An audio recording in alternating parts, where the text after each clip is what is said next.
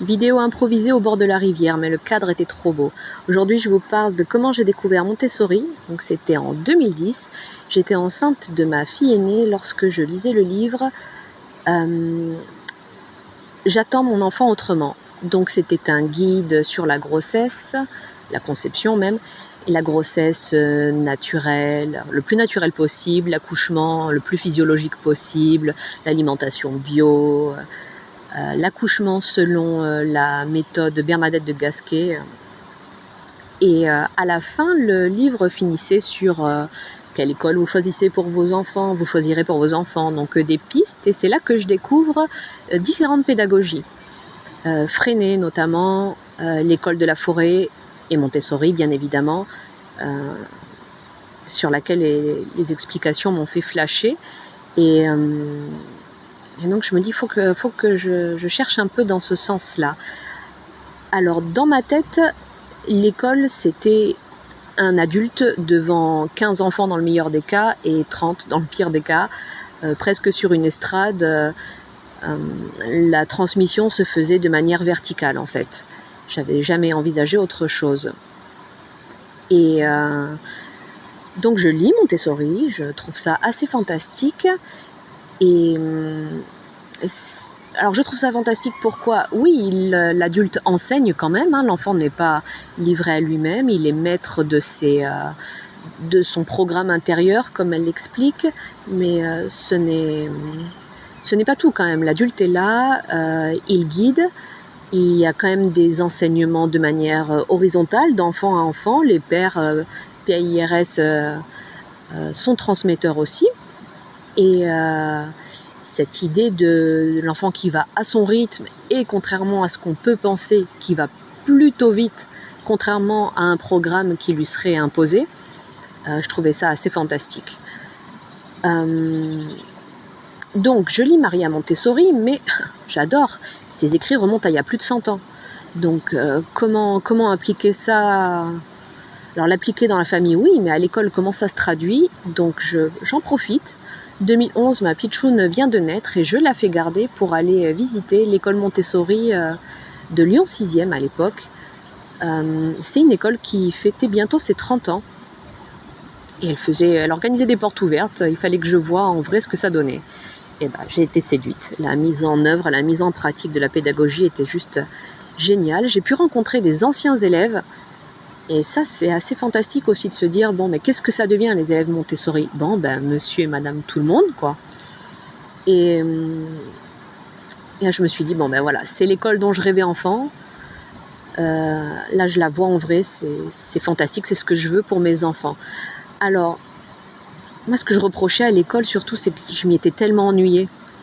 C'est long, des années à s'ennuyer. Je me suis enfin éclatée au lycée quand j'ai pu choisir quelques options et dans mes études supérieures. En attendant, je me rappelle même que je m'ennuyais en maternelle, quoi. C'était long.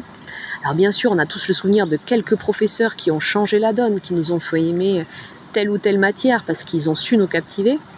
Bon, mais on n'a pas que ces enseignants-là dans notre vie, hein, malheureusement. Et je trouve que c'est encore pire de nos jours avec ce système de cycle. Donc cycle 1, toute la maternelle, cycle 2, CP, CE1, CE2, cycle 3, CM1, CM2, 6e. Donc ça veut dire, pendant 3 ans, on fait le même programme, en approfondissant à peine d'année en année. Je veux dire, l'élève qui a compris en CM1 des notions, il les revoit en CM2, il s'ennuie, en 6e, il les revoit. Bon, il y a de fortes chances de devenir un élément perturbateur parce qu'en fait, il n'y en a rien à carrer, quoi. Il a compris le concept. Donc, d'ailleurs, j'en parlais il y a quelque temps en disant, quand j'étais enfant, années 80-90, c'était assez courant de voir un enfant sauter une classe, mais de nos jours, je vois des enfants sauter 2 classes. 2 classes, c'est bien que le niveau n'est pas au rendez-vous, donc bref. C'était mon souvenir de l'enfance, c'est pas ce que je voulais pour mes enfants. Alors je profite de mon congé parental pour me former au diplôme d'assistant Montessori 3-6 ans. Donc c'est l'équivalent d'ATSEM. On assiste l'éducateur qui est l'équivalent du professeur des écoles.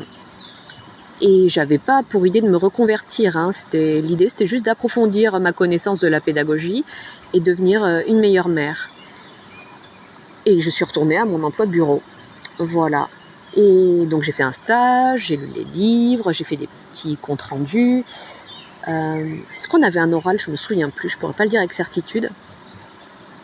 Et quelques mois, quelques années plus tard, une copine ouvre une école Montessori. Donc je lui dis, écoute, je m'arrange avec mon employeur et si ça te convient, j'aimerais les vendredis venir bénévolement m'exercer en tant qu'assistante Montessori dans ton école. Ça, pour mon épanouissement perso, j'en avais envie. Donc qu'à cela ne tienne, on arrange cela. Et au cours de cette première année d'ouverture, elle me dit, écoute Ève, on peut décrocher le budget pour te prendre à temps plein en tant qu'assistante Montessori. Donc fantastique, j'arrive. C'est pas super bien payé, une toute jeune entreprise, mais c'est pas grave, c'est trop génial, trop épanouissant. Et surtout j'ai la chance de pouvoir y aller avec ma fille cadette cette fois-ci, donc qui est scolarisée dès 2 ans en école Montessori. Donc elle n'était pas dans un vrai nido, la classe 0-3 ans, mais elle était dans une classe 3-6. Voilà. Et donc je travaille comme assistante Montessori pendant quelques années, puis je me forme pour être éducatrice Montessori. Voilà, vous savez tout. Je vous laisse profiter de mon petit coin de verdure, mon petit coin de paradis. Et on se dit à bientôt. Ciao!